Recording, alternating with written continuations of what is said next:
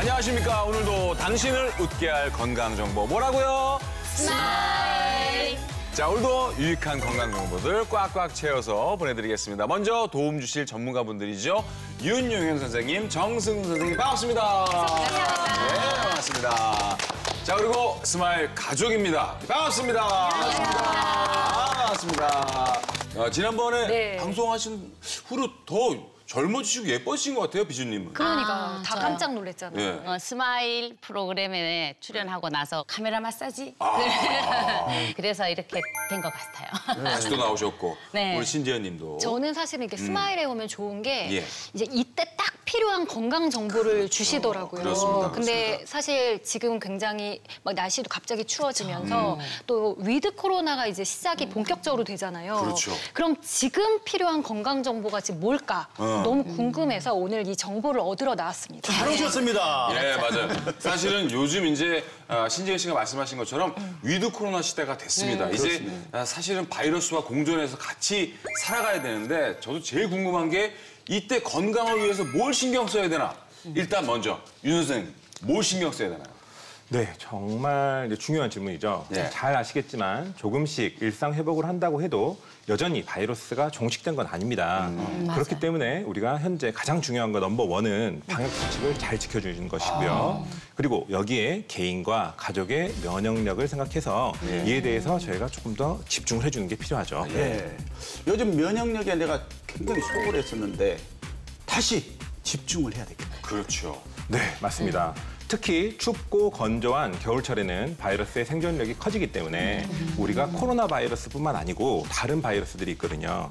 이때 뭐 우리가 독감을 일으키는 바이러스 혹은 장염을 일으키는 바이러스, 결핵을 재활성화시키는 이런 바이러스들 같은 것들이 있어서 이에 대해서 우리가 감염되지 않고 재활성화되지 않도록 건강에 신경을 써야 될 것입니다.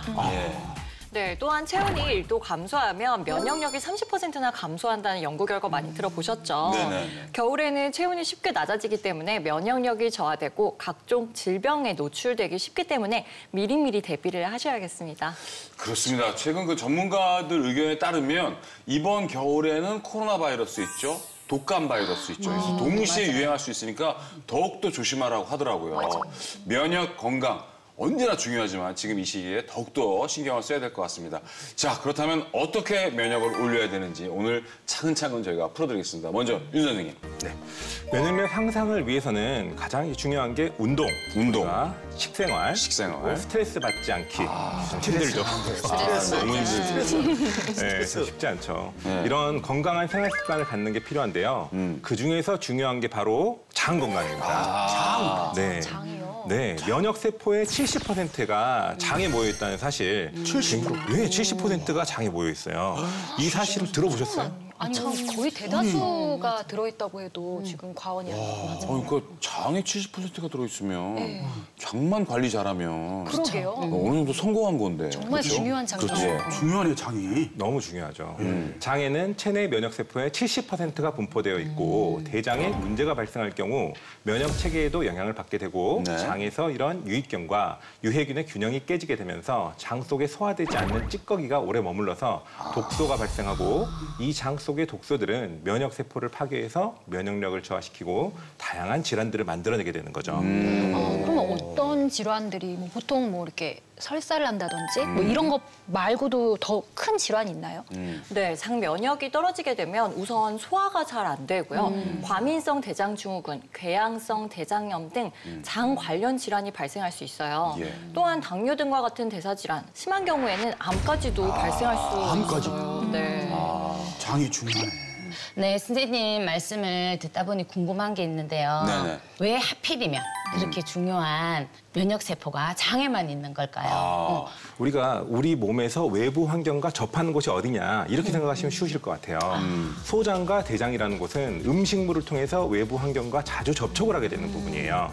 이렇기 때문에 많은 물질들의 주된 침입 경로가 됩니다. 이런 이유로 장관세포의 점막이 장관 내 미생물이나 이들의 부산물 혹은 외부에서 들어온 병원균 등의 유입을 차단하는 방어벽의 역할을 하게 되는 거죠. 그래서 장에는 외부 물질이 장 점막 사이로 침투하지 못하도록 신체 방어하기 위한 장관 면역계가 활성화되어 있거든요. 예. 또한 장관 면역 세포들도 여러 면역학적 기능을 수행하도록 만들어져 있어요.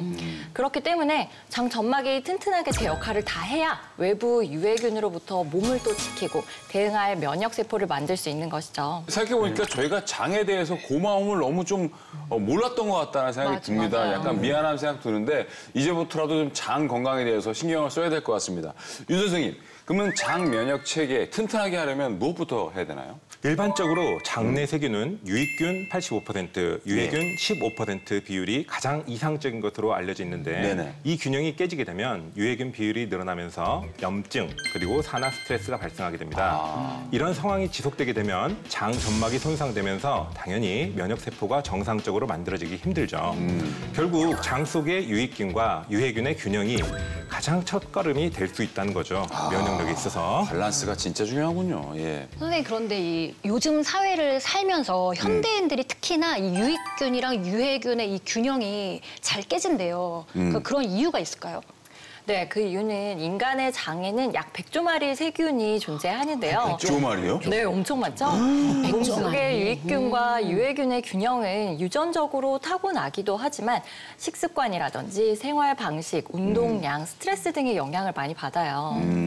정리해보면 면역을 지키기 위해서 무엇보다 장내 미생물 균형이 참 중요하다고 생각을 하는데요.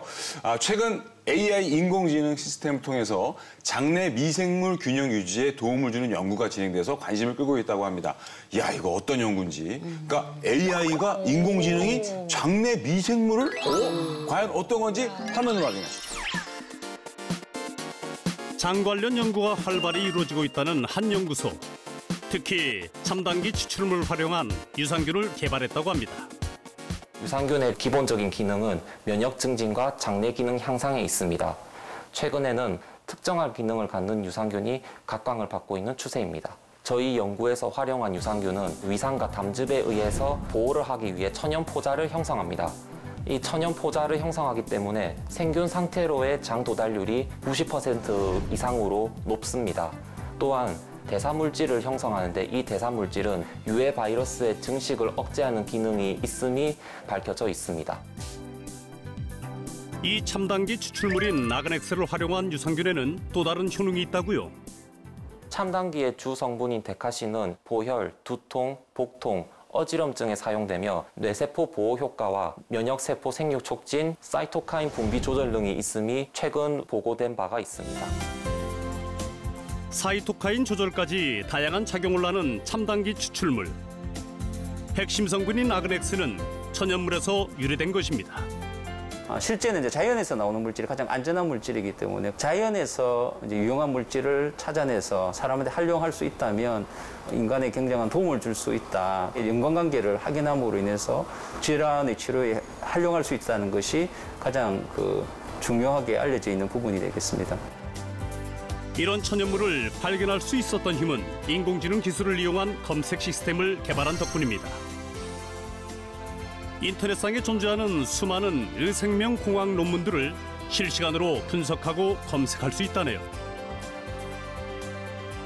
인공지능 소프트웨어를 이용을 해서 첨단기에서 나온 물질이 바이러스를 억제하는데 특히 코로나 바이러스를 억제하는지 여부를 정확하게 알 수 없었는데 인공지능 소프트웨어를 활용하다 보니까 두 가지가 연관성이 있다는 것을 증명을 했습니다. 실제 몽골에서 임상 연구를 진행했고 현재 3상까지 마치고 결과 발표만 앞둔 상태입니다. 인공지능 소프트웨어나 컴퓨터 시뮬레이션을 통해서 여러 가지 다른 질환들, 예를 들어 치매와 바이러스나 아니면 암과 관련된 치료에도 활용되는 날이 올 것으로 기대됩니다. K-바이오의 위상을 드높이기 위해 노력하는 연구진을 응원합니다. 야, 인공지능의 영역이 정말 넓어지고 다양해졌습니다.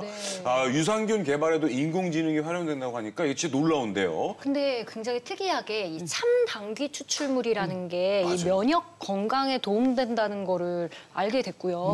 근데 여기에다가 또 유산균이 또 더해졌다고 하니까 장 면역에도 또 굉장히 좋을 것 같아서 굉장히 관심이 많이 가고요. 저는 아까 그 연구원님이 사이토카인? 그게 도대체 그게 뭔가요? 이 사이토카인 말만 해도 좀 힘들잖아요. 우리 말로 이제 그 표현하기 힘든 부분이 있기 때문에 그냥 그 용어를 그대로 갖다 쓴 건데요. 작년에 우리가 젊은 사람에게서 코로나 바이러스 이후에 사망을 했을 때 사이토카인 스톰이다 뭐 이런 말들이 나왔었거든요. 그래서 이것 때문에 우리가 사람이 죽을 수 있다. 그럼 정말 이게 무서운 건지 이건 아니고요. 이거는 일종의 면역 세포로 이런 사이토카인은 정상적으로 존재를 하는 겁니다. 그렇지만 이러한 사이토카인이 과다 분비되는 것들이 문제가 되는데요. 면역 작용이 과다하게 이루어져서 우리 몸의 정상 세포를 공격하는 것이 문제가 되는 것이죠. 그래서 체내에서 사이토카인 분비가 잘 조절되게 우리가 만들어주는 게 중요한 거죠. 아까 영상에서 소개된 참당귀 추출물 유산균.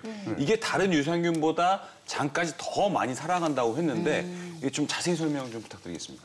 보통 유산균은 위산, 소화효소 등에 의해서 90% 이상 함유된다고 알려져 있는데요. 죽으면 소용이 없으니 열과 산에 강한 유산균 종류를 먹는 것이 이왕이면 좋겠죠? 참당귀 추출물 유산균은 열과 산에 강하기도 하고 유익균 배양이 더 잘 되기 때문에 이와 같은 식품을 먹으면 장 건강도 챙기고 면역력을 높이는 데도 도움이 된다고 할 수 있겠습니다. 자, 하지만 아무리 좋다고 하지만 주의사항은 있겠죠. 요거 유산균 섭취 주의사항 부탁드리겠습니다. 유산균의 경우에는 각 유산균마다 정해진 권장 섭취량을 지켜 드시는 것을 추천드리고요. 또한 알레르기 체질이거나 임신하신 분들 그리고 의약품을 복용하시는 분들은 전문가와 꼭 상담하시고 섭취하시는 걸 권장합니다. 자, 매번 강조해도 지나치지 않는 장 건강 이번에도 여러분 제대로 챙겨서 면역 건강 지키시기 바라겠습니다. 자, 이번에는 눈 건강에 대한 중요 정보를 한번 알아보겠습니다. 최근 현대인들이 눈을 너무 혹사시켜서 눈의 노화가 너무 빨라졌다고 하던데 이거는 다들 알고 있는 것 같아요. 왜냐하면 스마트폰 보죠. 사실 스마트폰 오래 보다가 딴 데 보면 약간 흔들립니다. 저만 그런 거 아니에요? 책도 많이 읽으시잖아요, 책. 책도 읽어야죠. 아니 근데 이거 눈 혹사 많이 하는 거 정 선생님 맞죠, 우리가? 네, 맞죠. 눈의 노화는 15세 이후부터 서서히 시작되면서 30대가 되면 빠르게 진행되는데요. 여기에 자외선과 또 핸드폰 블루라이트, 그밖에 다양한 요인들이 더해지면서 눈의 노화가 더 빨라진 건데요. 문제는 자연스럽게 노안이 왔다고 생각하고 가볍게 그냥 증상을 방치하거나 눈의 피로를 넘기면 실명까지도 이룰 수 있다는 거죠. 심각한 경우에는요. 근데 정말 요즘 느끼는 게 저 어제도 이거 이제 불을 끄고 대본을요. 불을 끄고요? 왜 그러셨어요? 네, 이렇게 보고 읽는데 안 된다고 써 있는 거예요. 그래가지고 얼른 놀래가지고 이제 덮었거든요. 근데 사실 지금까지 계속 이렇게 살아왔기 때문에 지금 좋아질 수가 없는 상황인 것 같아요. 그러면은 저희가 이렇게 좀 각별히 신경을 써야 하는 이 실명 질환 같은 게 좀 있을까요? 네, 최근에 노안과 함께 발병이 증가되고 있는 3대 실명 질환에 대해서 설명을 좀 드릴게요. 먼저 첫 번째 실명 질환은 화면에 나온 사진을 보시면요. 정상 시야와 달리 주변부에는 까맣게 보이는 거 보이세요? 네. 어떠신 것 같으세요? 그려졌어요. 그렇죠. 바깥에가 안 보이는데요. 네, 실제로 이렇게 보인다고 생각하면 너무 답답하겠죠? 답답하다. 이른 아침에나 밤 늦게 한쪽 눈 또는 양쪽 눈의 안압이 상승해서 일시적으로 시력이 저하되고 두통이나 안통 등이 생기는 경우에는 실명을 유발할 수도 있는 질환인 녹내장을 의심하셔야 됩니다. 저런 경우가 녹내장이구나. 네. 근데 저도 가끔 이제 이렇게 앞도 침침하고 시야도 흐려지고 이렇게 한 번씩 콕콕 찌르는 그런 적도 있어요. 그러면 저도 녹내장일 가능성이 있는 거죠. 네, 좀 걱정이 되시죠. 제가 무섭네요. 녹내장에 대해서 먼저 설명을 좀 드릴게요. 녹내장은 시각 정보를 뇌로 전달하는데 중요한 역할을 하는 시신경과 신경섬유층이 손상되면서 시야가 점점 좁아지는 질환인데요. 보통 녹내장의 원인은 안압 상승으로 많이 알려져 있는데 안압 상승뿐만 아니라 60세 이후에도 이 녹내장의 유병률이 증가하고 또 직계 가족 중에 녹내장이 있는 분이 있으면 발병 확률이 40%나 더 높은 만큼 초기 진단과 관리가 꼭 필요하겠죠. 예. 아, 나이가 들면 이거 백내장, 녹내장 이거 생길 수 있다는 거 항상 인지하고 있는데 검진을 진짜 받아봐야 되거든요. 진짜 이게 검진이 제일 중요합니다. 자, 이거 꼭 기억하시고요. 3대 실명 질환. 두 번째는 뭔가요? 아, 이거 점점 겁나는데요. 이번에 이제 두 번째로 우리가 알아야 될 것들은 화면을 보시면 정상 시야와 달리 곧게 세워진 건물이 좀 휘어져 있거나 중앙에 까만 점이 생기는 증상이 생기는데요. 이런 증상 또는 노안으로 생각하는 경우가 많은데 이를 방치하면 실명 위험이 상당히 높은데요. 이 질환은 국내 65세 이상 실명 원인 1위로 알려진 황반변성입니다. 황반변성. 황반변성. 우리 희재하우님이 황반변성 진단 받았었잖아요. 제가 좀 이른 나이에 진단을 받았는데 일단은 가족력이 있고요. 이게 근데 정말 녹내장도 그렇지만 황반변성이 이게 거의 그 전에 증세가 없어요. 증세가 없어. 그냥 너무 놀라셨겠다. 그러니까 되게 피곤하다가 그냥 뭘 딱 봤는데 이상하게 보이는 거예요. 이게 뭐지? 이미 늦은 거예요. 이미 늦었어요. 이미 늦은 거예요. 이게 되게 약간 좀 되게 하여튼 되게 충격이 좀 센데 어쨌든 이거 되게 신경을 써야 됩니다. 맞죠, 선생님? 네, 맞습니다. 황반변성이라는 거는 망막 중심부에 위치한 황반부, 시력의 90%를 담당하고 있는 곳인데 이곳에 변화가 생기면서 출혈, 세포 손상 등으로 인해 시력 저하가 발생하는 질환인데 문제는 이미 뭔가 이상하다 싶을 때는 병이 상당히 진행된 상태예요. 그래서 이로 인해서 실명으로 이어질 확률이 높기 때문에 노안이겠지 하고 그냥 넘기지 마시고 빠른 검진을 하시는 게 중요합니다. 이게 증상이 없는 게 무섭네. 너무 무서워. 그리고 또 이제 또 가까우신 또 이재 씨도 또 그렇다고 하니까 남의 일도 아닌 것 같고 정말 이 소중한 눈을 저희가 너무 소홀하게 지금 생각하고 있는 게 아닌가 이런 생각이 드는데 마지막 그 실명 질환이 또 뭔지 굉장히 궁금해요. 마지막 실명 질환은 당뇨 망막 병증인데요. 당뇨 질환을 앓고 있는 사람들은 눈당뇨라고 부르기도 해요. 눈당뇨. 네, 사진을 보시면 핏줄이 여기저기 터져서 눈 전체를 적시고 있죠. 당뇨 망막병증은 당뇨 질환으로 인해서 눈의 망막 혈관에 부종과 출혈을 일으키는데요. 망막에 영양을 공급하는 혈관이 손상되고 혈관의 내용물이 새어나와서 망막을 가리면서 시력 저하를 초래하는 것이죠.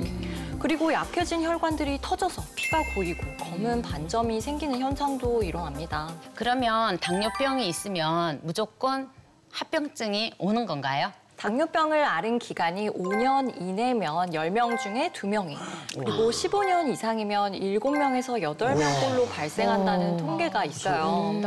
당뇨병 유병 기간이 길어질수록 당뇨 망막 병증의 진행 위험도 높아지고 합병증 발생 가능성도 커지는 만큼 철저하게 혈당 조절을 잘 하셔야 되고 또 정기적으로 망막 검진을 꼭 받는 것이 필요하겠죠. 눈은 이상 없으면 안 가요, 안 가요. 맞아요. 저도 몇 근데 년 가야 됩니다. 가야 됩니다. 예, 정말 가야 되는데 이게 건강검진이나 내과검진처럼 이렇게 좀 조기에 발견할 수 있는 방법이 없을까요? 네, 당뇨 망막병증은 초기 발견 시 수술로 예후가 좋아요. 그래서 무엇보다 조기 발견이 중요한데요. 네. 건강검진센터나 내과에서 AI 인공지능을 활용해서 안적 카메라로 눈을 촬영해 자동으로 조기 진단을 하기도 해요. 이야, 정말요? 신기하네요, 그거. 자, 저도 AI 인공지능 기술이 건강 분야에 많은 도움을 주고 있다는 얘기는 들었는데 실제로 이렇게 활용되고 있다고요? 이야, 너무 놀랍습니다. 함께 보겠습니다. 당뇨 진단을 받은 지 8년째인 최용석 씨. 당뇨 유병 기간이 길어지면서 자주 검진을 받고 있습니다. 그러니까 약을 먹은 지 한 1년 정도 됐고요. 혈당 떨어뜨리려고 운동도 꾸준히 하고 몸에 좋은 거 챙겨 먹고는 있는데 아무래도 잘 안 되고 있습니다. 젊은 나이에 당뇨 진단을 받고 충격이 컸다는데요. 요즘은 당뇨 합병증이 오지 않을까 걱정이 많습니다. 눈은 좀 어떠세요? 눈은 침침하고 시력은 안 떨어지시고? 시력은 그냥 고만고만한 것 같아요. 특히 당뇨 환자들에게 찾아온다는 눈당뇨. 당뇨 망막병증이 올까 두렵다는데요. 이곳 내과에서 매달 정기적으로 눈 검진을 받고 있습니다. 촬영하겠습니다. 턱하고 입 깜빡이지 마시고. 이것이 바로 안질환 초기 발견을 위해 내과에서 활용하고 있는 AI 안저 카메라인데요. 안저 카메라로 망막을 정확하게 촬영한 후 안저 사진을 인공지능 소프트웨어에 넣어주면 AI가 빠르고 정확하게 분석 진단해줍니다. 촬영한 결과를 보니까 당뇨병성 망막병증이 결과가 나왔어요. 인공지능 시스템으로 판독한 결과 당뇨 망막병증이 의심되는 상황. 영석 씨는 바로 안과 진료로 연결이 되었습니다. 간단한 망막 촬영만으로도 실명질환 초기 발견에 도움을 주는 AI 안저 카메라의 놀라운 능력. 어떻게 개발을 하게 된 것인지 인공지능 소프트웨어를 만든 곳에 찾아가 봤습니다. 이 안저 카메라를 가지고 이 촬영을 통해서 안과 의사 선생님이 안 계시더라도 환자들의 안저 질환 유무를 조기 검진을 효과적으로 어느 곳에서나 할 수 있게 하기 위해서 이런 카메라를 개발하게 되었습니다. AI 안저 카메라는 인공지능의 딥러닝이라는 기술을 이용해서 망막 이미지를 분석해 3대 실명 질환의 유무를 판단하는 건데요. 이 딥러닝 과정에 중요한 것이 있다고 합니다. 인공지능의 딥러닝은 양질의 데이터를 많이 수집하는 것이 중요합니다. 환자의 판독된 그 이미지를 인공지능이 그 데이터를 학습을 해서 이미지가 왔을 경우 이걸 판단할 수 있는 능력을 갖추게 하는 것이죠. 양질의 데이터와 인공지능 소프트웨어 개발자들의 노력 덕분에 탄생한 AI 안저 카메라. 3대 실명 질환뿐만 아니라 다양한 눈 질환의 조기 발견에도 큰 도움이 되는 기술로 인정받고 있습니다. 조기 진단에 포커스를 맞추어 건강검진에 인공지능을 접목하려고 하고 있습니다. 이렇게 축적된 데이터를 분석하여 건강 유지에 필요한 정보를 편리하게 제공받을 수 있는 그런 시스템을 만들 계획입니다. 인공지능을 활용해 우리의 건강을 지켜주는 사람들. 여러분의 노력에 박수를 보냅니다. 지금 보니까요, 이 당뇨 환자 입장에서는 굉장히 편할 것 같은 게 이 꾸준히 이제 병원을 다니면서 내가 다니는 병원을 다니면서 저 지금 AI 안저 카메라를 이렇게 지금 해주시는 거잖아요. 예. 그러니까 같이 의사 선생님들이랑 협진을 하는 거죠? 네, 맞습니다. AI 인공지능 안저 카메라는 의사의 영역을 침범해서 그냥 이걸로 확진을 내리는 게 아니고요. 여기서 우리가 같이 이제 보조하는 역할로 여기서 좀 안 좋다 그러면 웬만하면 보세요. 여기서도 괜찮다 하는데 좀 이상해. 그럼 병원 가보셔야 되는 거고요. 100%라고 생각하시면 안 돼요. 근데 좀 여기서도 이상하다 그러면은 시급한 환자를 바로 감지할 수 있어서 빠른 조치가 가능해진 거죠. 더 나아가서 AI로 1차 판독을 한 후에 이상이 발견되면 환자분들은 이제 안과 전문의의 치료를 받을 수 있도록 해서 조기 치료를 놓치지 않을 거라고 생각합니다. 정말 눈 건강이 얼마나 중요한지 다들 얘기하잖아요. 몸이 1000냥이면 눈이 900냥이라고. 그렇죠. 그러니까 여러분 눈 건강 꼭 챙겨야 되는데 마지막으로 정 선생님 눈 건강을 위해서 꼭 지켜야 하는 것이 있다면 뭐가 있을까요? 네, 요즘 젊은 노안 환자도 증가되고 있잖아요. 네. 가장 큰 주범이 이 스마트폰인데요. 그렇죠.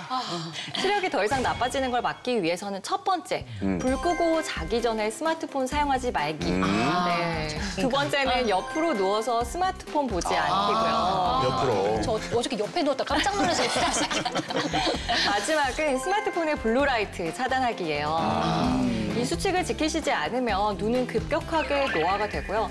급성 녹내장과 같은 안과 질환이 발생할 수 있기 때문에 꼭 주의해 주시기 바랍니다. 네.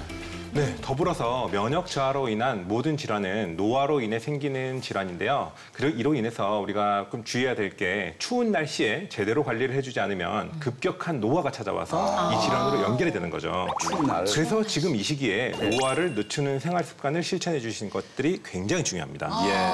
알겠습니다. 좋은 정보입니다. 예, 어쨌든 여러분들 잘 드시고 잘 자고 운동 주 5회 꾸준히 하시면 면역 챙기고 눈 건강 챙기고 장 건강 챙길 수 있으니까 열심히 하시기 바라겠습니다. 자, 오늘 신재현 씨 어떠셨나요? 네, 역시나 오늘도 또 유용한 정보를 또 게다가 저는 이제 노화에 굉장히 지금 관심이 많은데 이 노화를 조금 이렇게 대비하는 좀 방법을 좀 얻은 것 같아서 너무 오늘 유용한 것 같아요. 네, 그렇습니다. 네, 네. 예. 근데 오늘 또 이렇게 선생님들 말씀 들어보고 하니까 특히 눈 건강검진을 자주 해야 되겠다라는 거. 또 네, 그래야지 그렇습니다. 저를 지킬 수 있다라는 거. 그래서 네. 오늘 또 배웠습니다. 예. 눈, 뭐 하자 장. 무조건 무조건 스마일은 최고의 정보입니다. 예. 맞아요. 사랑합니다. 감사합니다. 자, 어쨌든 저희가 오늘 알려드린 유익한 건강 정보로 또 한 주 잘 이겨내시기 바라면서 저희는 다음에 또 인사드리겠습니다. 당신을 웃게 할 건강 정보 뭐라고요? 스마일! 의견 있는 경제 채널 SBS 비즈.